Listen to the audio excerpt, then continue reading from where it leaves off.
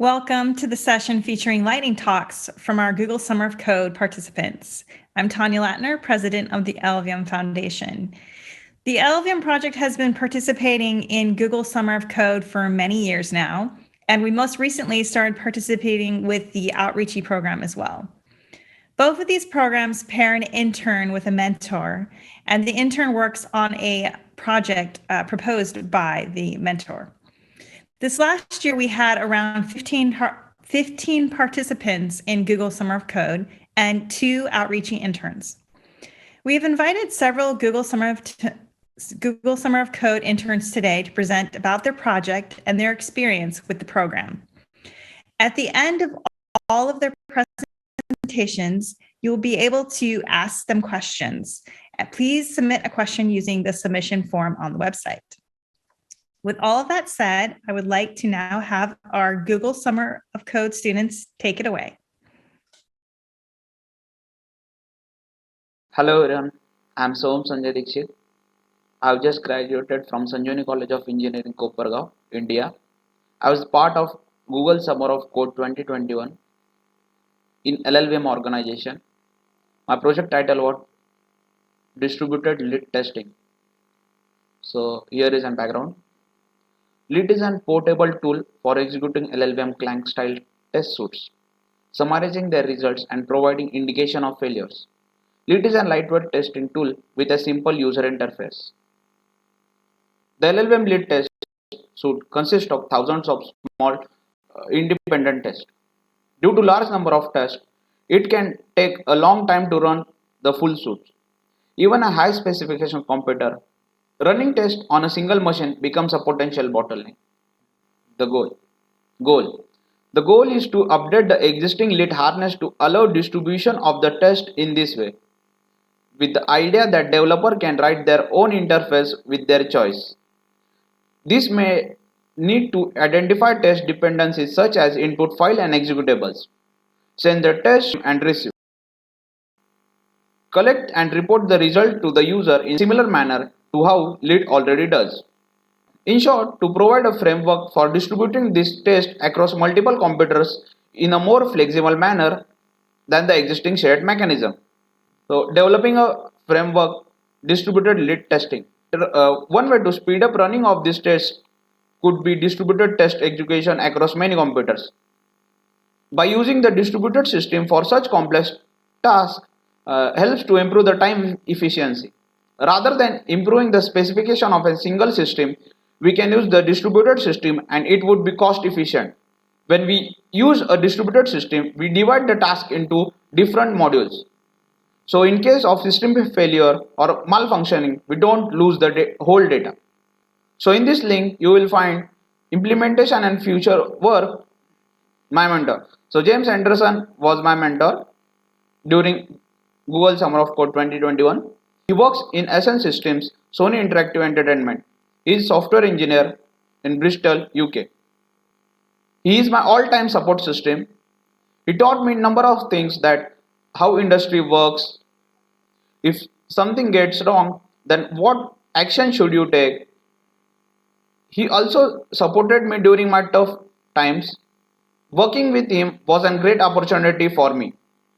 So I would like to share my pre-GSOC journey. I was in third year of engineering. I came to know about GSOC from one of my friends. So I was curious about open source organization. Then I came to know about LLVM. Then I read some of documentation of LLVM.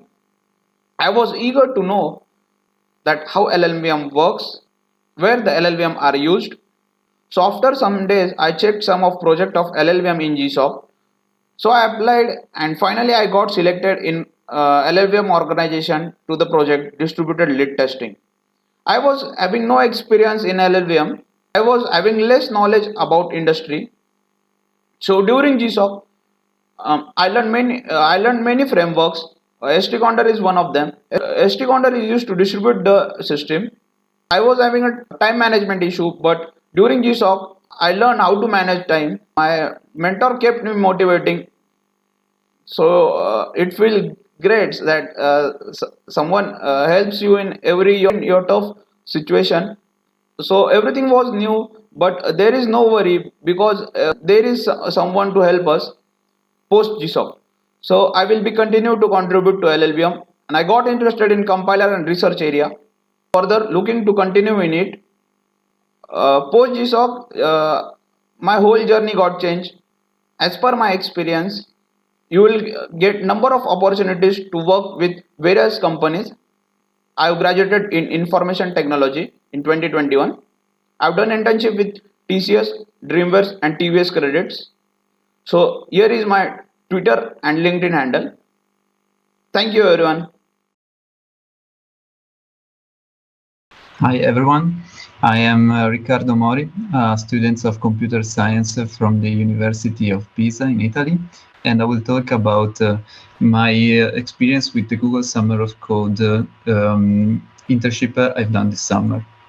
So the Google Summer of Code is an internship opportunity that is sponsored by Google that helps students to get involved with open source software development.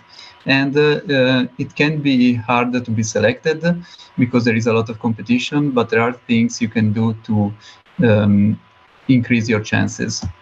So the first thing I would suggest is to get in touch with the mentors as soon as possible and discuss with them about the scope of the project and share with them your application as early as possible because they can give you a nice feedback about it. Also, if you are not familiar with the code base, usually there's a list of easy to fix issues that are left for new contributors, and that's a very effective way to get familiar with the code base.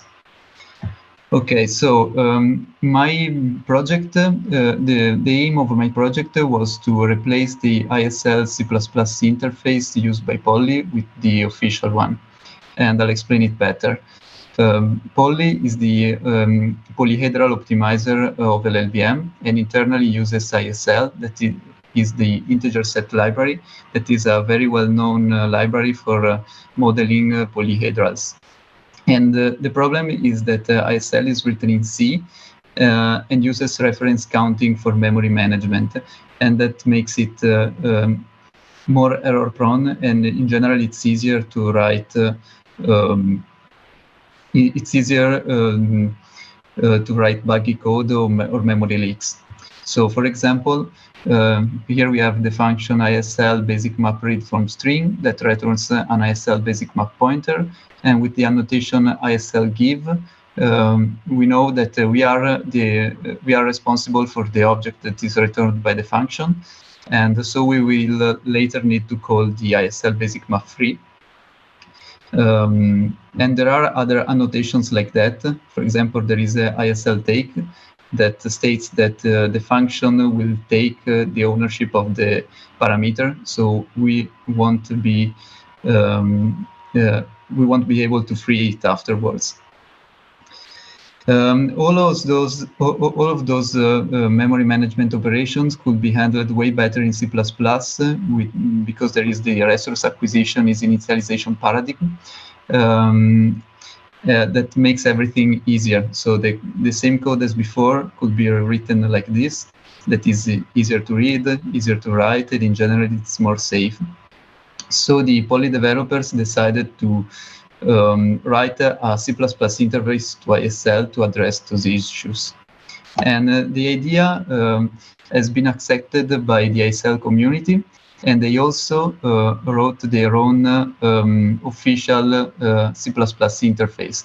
But the problem is that those two interfaces are not compatible between each other. So my job was to try to reduce the differences between those two and eventually get completely rid of the custom Poly one in favor of the official one. Even though in my project, during my internship, I wasn't able to completely replace those two interfaces because there were a ton of differences. I was able to drastically reduce the effort that is needed to maintain the custom Poly interface. And I would like to share just a couple of thoughts about my overall experience, because before starting the internship, I had very little knowledge about polyhedral compilation and in general about LLVM, and how it works internally and how to develop something with LLVM. But I was able to address those issues thanks to my mentor. He was always available to answer my questions, and he was always very supportive, and he was able to provide me a lot of material to learn more about polyhedral compilation. So that was very good. And here you can find my final report and my contact information. If you have any question, you can reach me afterwards. Thank you. Hi everyone, my name is Constance Sidorov. I'm a master's student in Moscow Institute of Physics and Technology, and today I'm going to give a short talk about my project with LLVM at Google's Summer of Code. Before we dive into technical details, let me give a couple of words why I chose Google Summer of Code, why LLVM. Basically, I've chose Google Summer of Code because I already had previous positive experience with it, and I wanted to repeat it. And as for compilers and LLVM, this area and this organization was interesting for me because compilers seemed like interesting, productive research direction. It's not like what I'm doing normally. And the LLVM community was, in general, very welcoming, so I decided that it would be a good idea. First of all, so now let's talk about the project itself. And first of all, a couple of words about the GPU programming model. You see, GPU is not like CPU in one key design decision. CPU has to execute few threads fast, and GPU has to execute many threads a bit slowly. For this reason, GPU computing is great whenever you have to multiply matrices and do stuff like that. And while you can't program it directly, there are several GPU frameworks that can help you out with it. One of the most well-known of them is NVIDIA CUDA, and for the purpose of this talk, we only need one concept, the concept of thread hierarchy, which basically means that in CUDA you have three different levels of threads, which can be packed in if you can call it in cubes and stuff like that. On this slide, I show you the example of how it looks like in the actual code. Normally, this CUDA code is separated into two semantically different parts. One of them is the kernel definition, where you actually instruct what has to be done on the GPU, and the other is the kernel invocation, which instructs you how you should run it. Notice that in this code, you choose the grid parameters, in this case the block size, on your own. Here it's also useful to introduce another framework, OpenMP, which recently introduced the feature of offloading some of the code from CPU to the GPU, and basically you can do it just by annotating taking the code and just instructing it to be sent over to GPU. Notice that unlike in CUDA, you can just omit the grid dimensions, and then the compiler has to actually decide how to choose them. And here's the key idea of the project. Depending on how you choose the grid parameters, you can make or break the execution of the kernel. And for this reason, you can develop different heuristics which would impact the execution speed of your code. Basically, the idea we explored in this project is depicted on this slide, which basically consists of taking the LLVM and using some heuristics, making a decision on which grid parameters should we choose. Heuristics can be chosen in different ways, but in this project we explored the data-driven approach, which consists of using some ML model for driving this heuristic.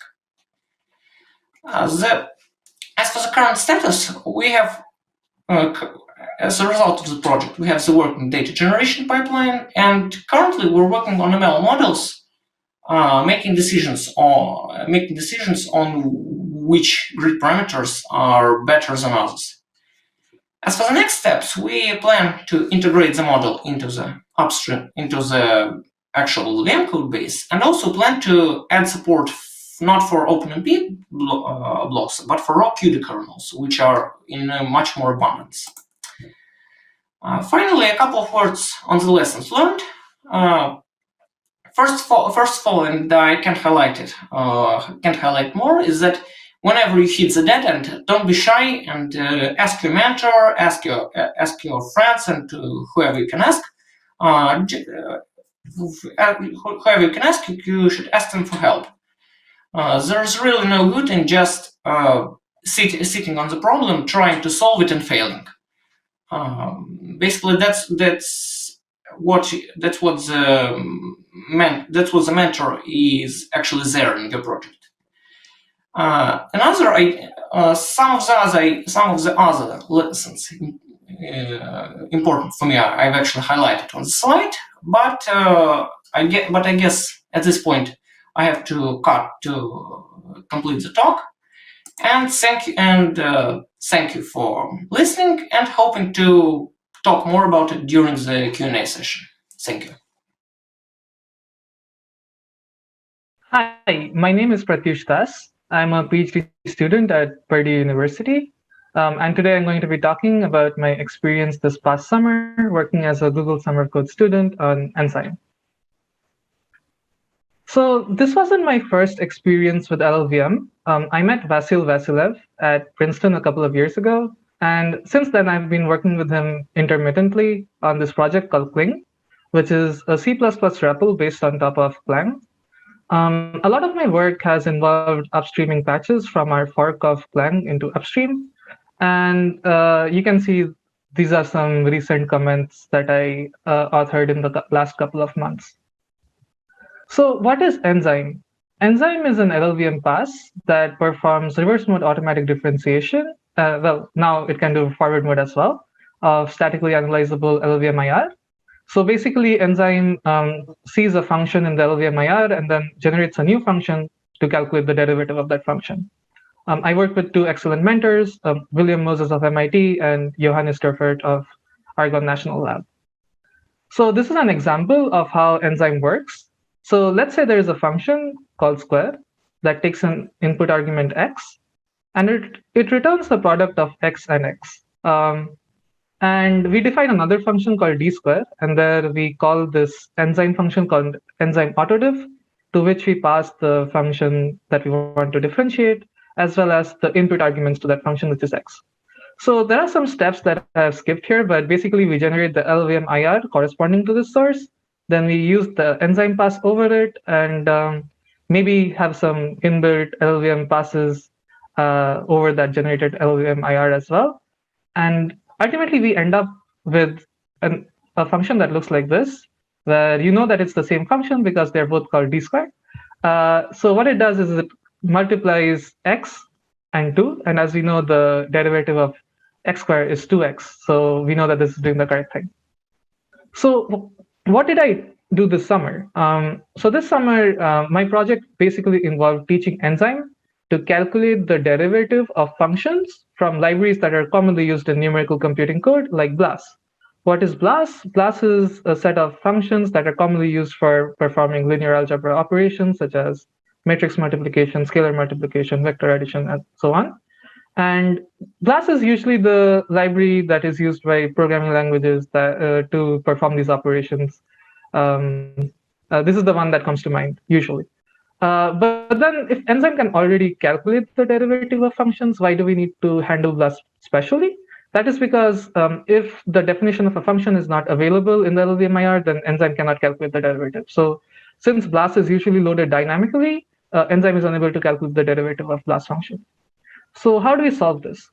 One method is to inline the definition of the function.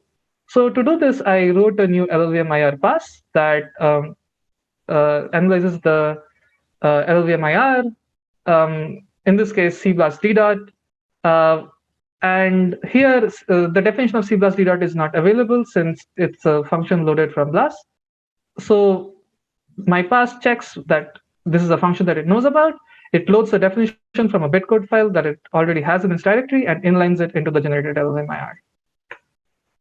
The other method is teaching enzyme that how to calculate the derivative of these functions. So it's the same code. We have the C plus D dot function. So one thing to note here is that we are calculating the derivative of a function that in turn calls a function from BLAS and not directly calculating the derivative of C plus D dot. If you wanted to calculate the derivative of C plus D dot directly, then we would use the previous method that I spoke about.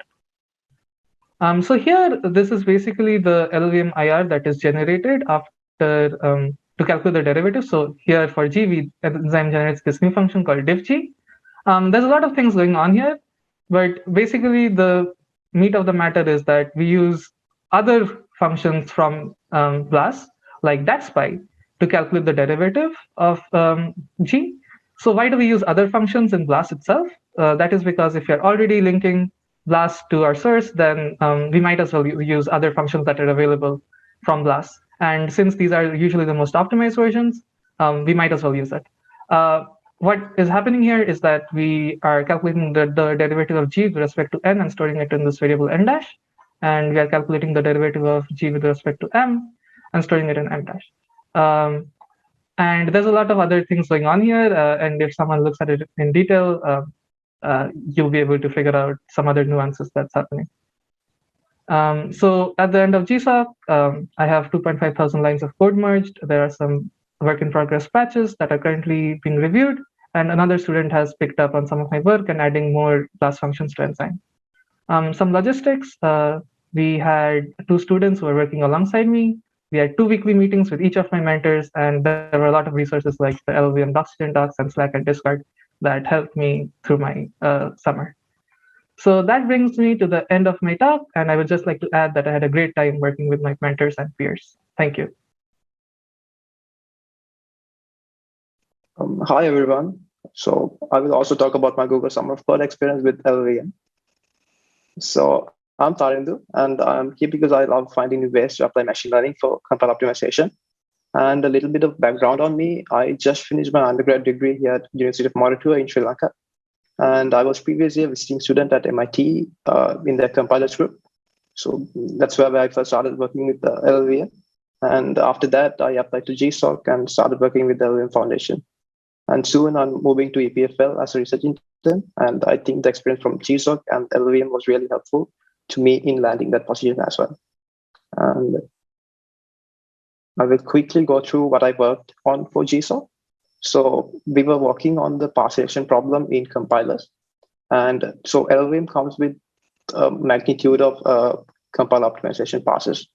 And selecting the ideal set of passes to optimize a given code is not easy, it's so trivial, because this depends on a number of factors such as the nature of the input code and the dependencies between passes as well as your target hardware. And so the current approach to solve this is to use predefined pass pipelines like O1, O2, and O3. But the problem with this approach is this process is very generic, as in it's designed to work for any given generic function. It's not optimized for like individual different kinds of programs or anything like that. It just works for any given generic program. So this results in suboptimal performance or resource wastage during compile time.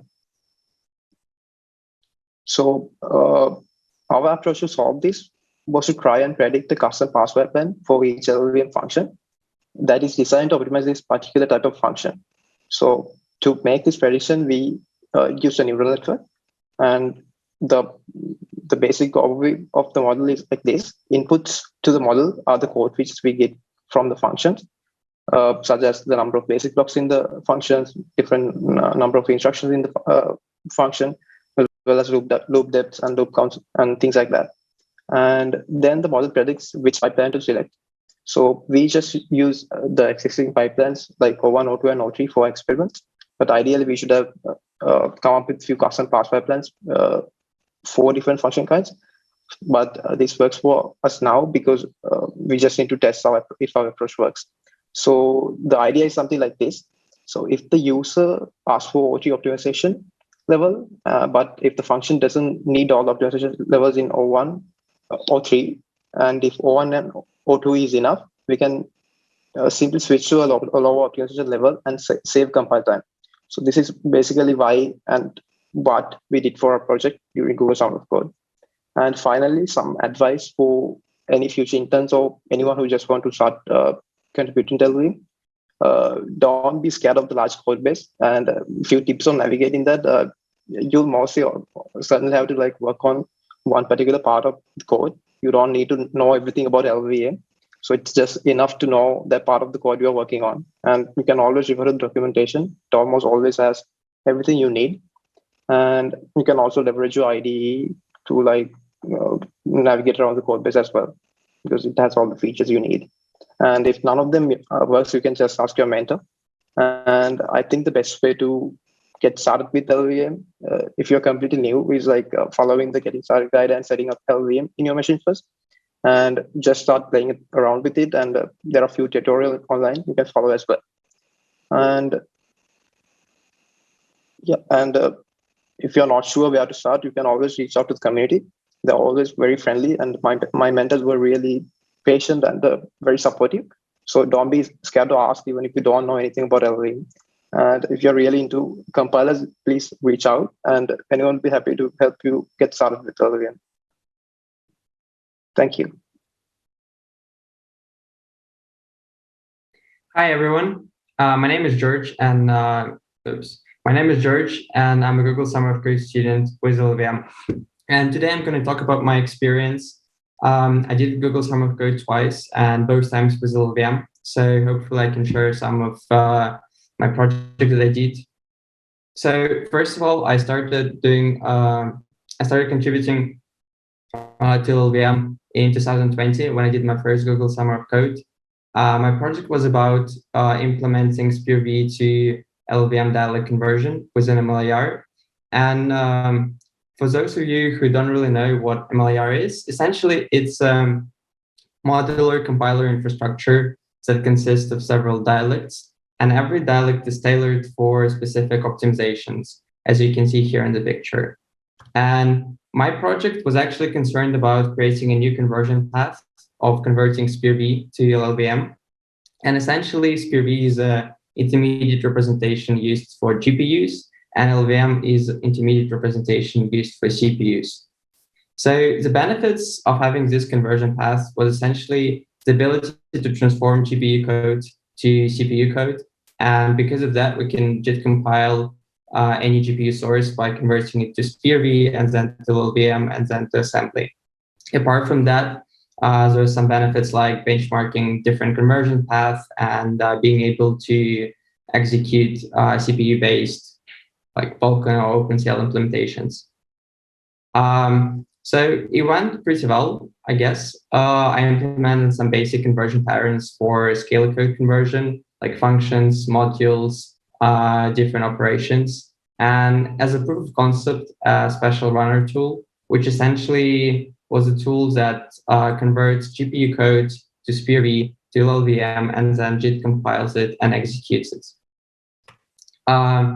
But I decided not to stop with just MLIR, and I loved LLVM as well. So I decided to continue participating in Google Summer of Code, and I was lucky enough this summer to take part once again. But this time I worked with LLVM Core, and my main project was about fixing some fundamental issues in LLVM IR. And particularly the problem I was looking at was about unsigned char semantics in C and how it's stored in LLVM. The underlying problem was with compiler introduced type planning. Essentially, the problem boils down to the fact that semantics of unsigned char in C allows it to be a universal type holder, so it can carry integers, pointers, or any other types. However, in LLVM, it's represented as an integer, and integers in LLVM, they can't really carry pointers because pointers have the specific metadata associated with them that is lost when we convert them to integers. And this mismatch of semantics kind of leads to different miscompilations that occur in LLVM. And essentially, my job was to come up with a solution to solve this issue. And solution that was proposed by me and my mentor was to essentially add a new type that reflects the semantics of char in C. So the benefits of having this solution, apart from just being able to fix this miscompilation that happened, was also to have a safe way to introduce changes, because essentially having this explicit new type allows us to avoid silent failures, which is good because we know what we can fix and what we should fix.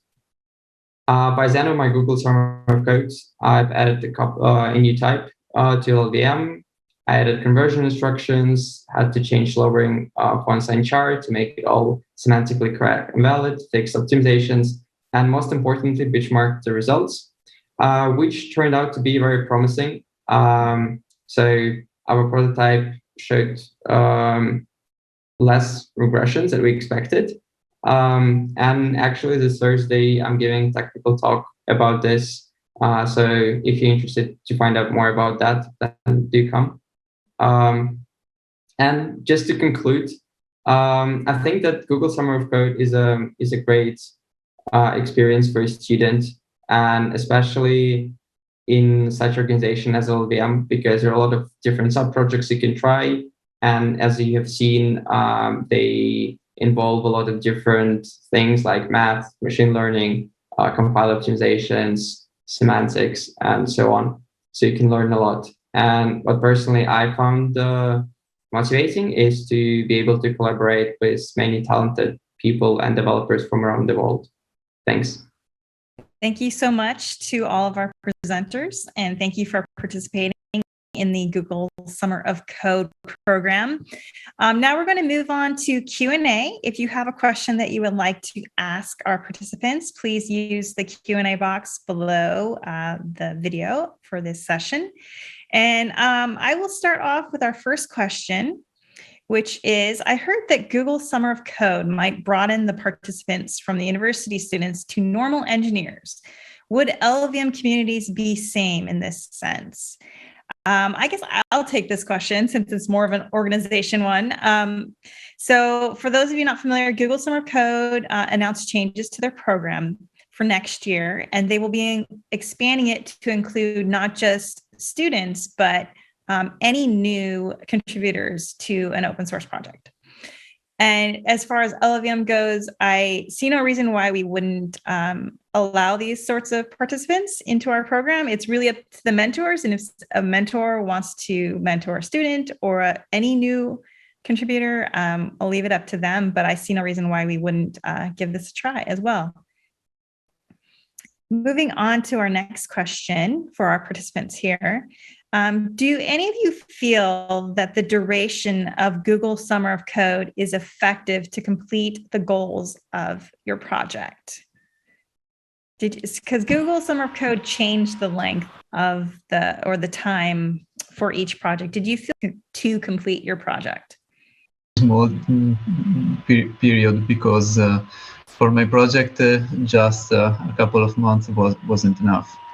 And I would have liked to have a longer internship, also like 6 months. I know this is the case for the Google Summer of Code, but in general, I prefer longer internship because, yeah, it also helps you bonding better with the people, and yeah, it makes your work more effective. Thank you. Did anyone else have an opinion about this? Yeah, I would just like to agree with whatever Riccardo said. I did make some progress with my project, but I would have liked to continue if I had more time. But I still keep in touch with my mentors. And as I mentioned in my talk, that I still have some patches in review. So let's see, maybe I'll get a chance in the future to continue my work. Great. Thank you for sharing that. I had a question for you all.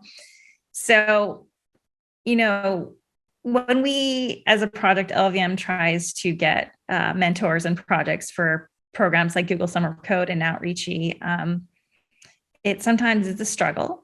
And so I was wondering if you could share with everyone out there listening, like, why do you feel someone should mentor in a program like Google Summer of Code or Outreachy? What benefits does it bring? And maybe this will encourage other people to participate as mentors in these programs.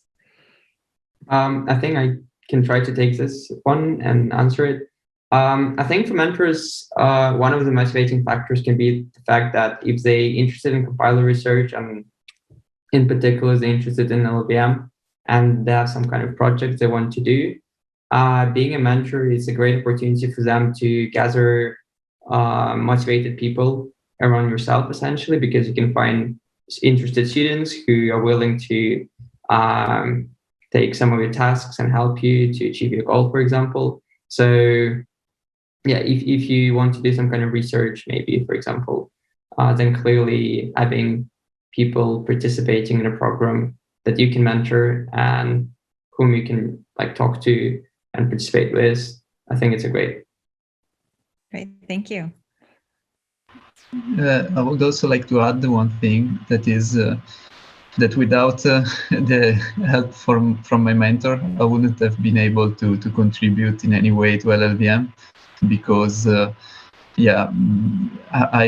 didn't have the knowledge for understanding even what Polly was, what was the scope of my project. But even a little bit of help or pointing what is the right material to learn is very, very useful. So yeah, definitely there should be someone mentoring new students. Great. Another question from the audience. Did you know anything about compilers before entering the LLVM Google Summer Code program? It would be helpful to have the prerequisite knowledge list required in order to contribute for newbies. So was there a set list of things you had to know, or did you know anything about LLVM or compilers before you started? I'll start with it. So I had some experience with LLVM before I contributed to GSOC, but I don't think it will be a requirement for anyone, because the mentors are there to help. And I think Riccardo said he had worked with LLVM before. So I think it's really very possible to come and work here. And I think the mentors are really helpful and they're very friendly. So they'll always help you get started. And I don't think it's a requirement to know about LLVM, but I think you need to have some basic C++ knowledge, because LLVM is written in C++ mostly. So I think if you have that, it'll be enough.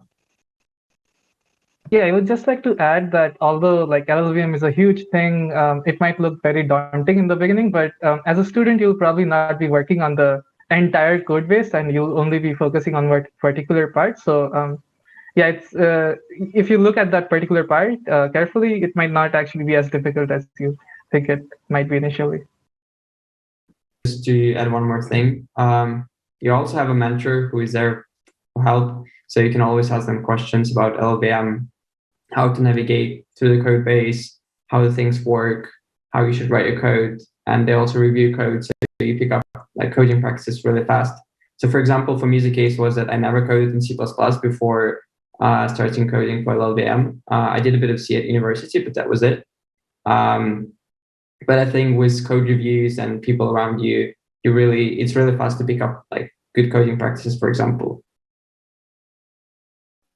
Another question from the audience. For the optimization path selection, how much potential compile time improvement is there, for example, between the current heuristics and an ideal path selector? So from the current results, we had compile time reduction from by like 5%, but it's like very primitive results. But there was a small problem, but our execution time slightly increased by like 1%. So that was like a trade-off between those two. But I'm like still communicating with my mentor, and we are still working on it. So we currently have very primitive results, and it's only like 5% for now, compile time reduction. Another question from the audience. Do you all intend to keep contributing to LLVM? Why or why not? Yeah, well, for me, it's just the natural prosecution of my project, because I wasn't able to finish during the time that was during those 2 months. So it is a slow project and not a very high priority one, but I intend to still work on it. I already have pushed some other commits after the internship ended. So for me, it's totally a yes. And in the future, I also hope to be able to contribute in other ways to LLVM. That's fantastic. I think it will be the same for me, because I'm working with compilers anyway, so I'll probably work with LLVM. Yeah. Yeah, although my current research isn't quite LLVM centric, I imagine that since I'm doing research in a compilers area, then I imagine that I'll be like working on LLVM at some point or the other in the future. As well as I am in touch with my mentors, as well as Vasil, who I worked with before GSOC. And I do have plans to continue collaborating with them in one form or the other. Yeah, I think it's same for me. So I'm keeping in contact with my mentors, and same as Riccardo, I haven't managed to finish my project in the given timeline. So I'll continue pursuing like finishing off and sending patches to LLVM. We have another question. This is for George. It says, what specific advantage was there to have your GPU code translation to LLVM CPU code instead of benchmarking? So, okay. Yeah. So the one thing I mentioned essentially that sometimes you may not have accelerators available on your platform, but you're given GPU code, and essentially what you want to do, you try to compile it for CPU and get as much parallelization as possible.